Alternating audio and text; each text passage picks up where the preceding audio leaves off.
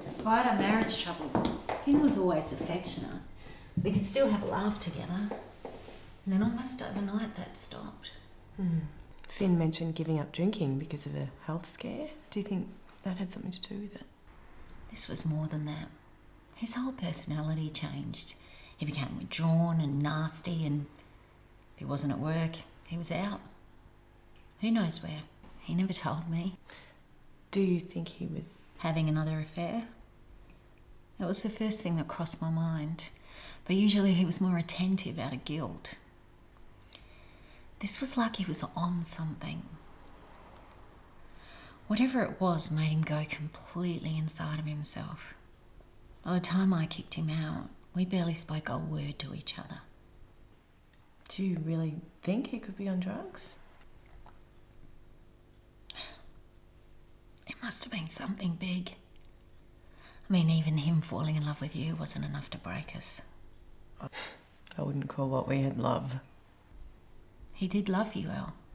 He only stayed with me out of obligation. Not that any of that matters now. I need to get back to work. Yes, of course. Thank you for speaking with me. Oh, thank goodness you're here, Lucky. I'm absolutely hopeless when it comes to domestics. I will give you a housekeeping allowance and you can take care of everything. Don't bother consulting me, I'm not too fussy. I'm afraid I never did get used to blanc or savoury souffle or anything done in aspic, but apart from that, I'll eat anything.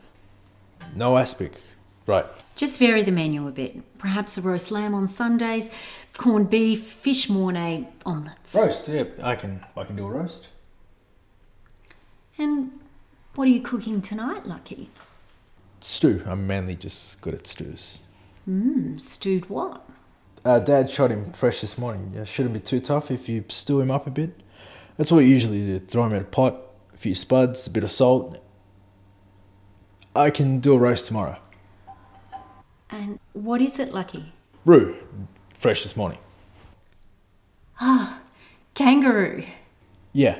Why don't you save it? I'm not feeling very hungry.